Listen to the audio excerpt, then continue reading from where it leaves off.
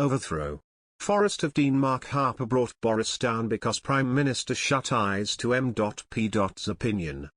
Conservative rebel Mark Harper has accused Boris Johnson of disrespecting Parliament after MPs voted against the Prime Minister's plans. Boris Johnson has suffered the largest rebellion since he became Prime Minister, as nearly 100 Tory MPs voted against measures which would usher in the mandatory use of COVID passes. The new measures passed the Commons thanks to the support of Labour, but the PM's attempts to quell a rebellion on his own backbenches failed as a large number of his MPs defied the whip to vote against him on the issue of the passes, which have also been known as vaccine passports. And Sir Geoffrey Clifton Brown, treasurer of the 1922 committee, said a leadership challenge next year had got to be on the cards if the PM did not change his approach. Mr. Harper said, "It's a larger number than we expected.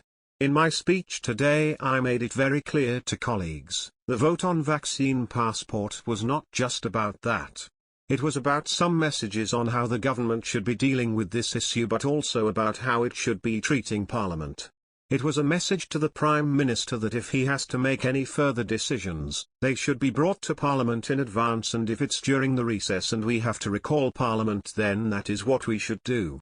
Parliament must be taken seriously, not just for MPs but for our constituents on behalf of whom we probe ministers, test the evidence and ask important questions.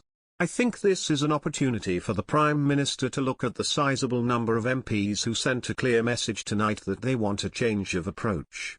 Asked if Mr. Johnson will be able to introduce more restrictions, Mr. Harper added, "I think it will depend on the trust he has with colleagues and with the country.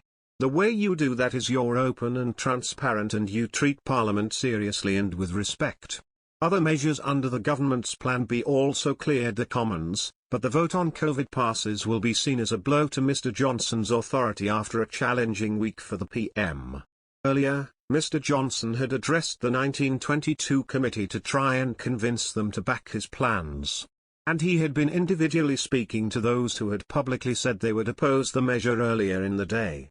Some seemed convinced after the meeting, but in the end 126 MPs voted against the use of the passes at nightclubs and large venues.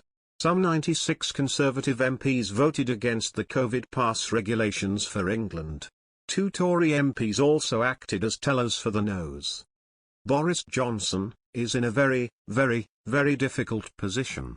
There has been a strong view within the Conservative Party that vaccine passports do not work and is not something many colleagues wanted to see introduced. This is a very specific line being drawn in the sand now, and I think the Prime Minister and his team need to listen. The message from MPs comes as many are still angry over the revelations of alleged parties and gatherings held in Downing Street and elsewhere during lockdown restrictions, as well as longer-held resentment about the government's handling of the Standards Row involving former MP Owen Paterson, which led to tomorrow's by-election. A government spokesman said, "Given there is an ongoing review, it would be inappropriate to comment while that is ongoing." But the Liberal Democrats, who say they are now neck and neck with the Tories in the North Shropshire poll, said the various scandals would hit the party, which previously enjoyed a nearly 23,000 majority in the seat, at the ballot box. Liberal Democrat health spokesperson Daisy Cooper said, "From number 10 to Tory HQ, the slew of rule-breaking revelations show that Boris Johnson has set a very low bar for standards within his party, and his presence in Downing Street is eroding public trust." This Thursday, voters in North Shropshire have the chance to tell him the party is over. Shropshire have the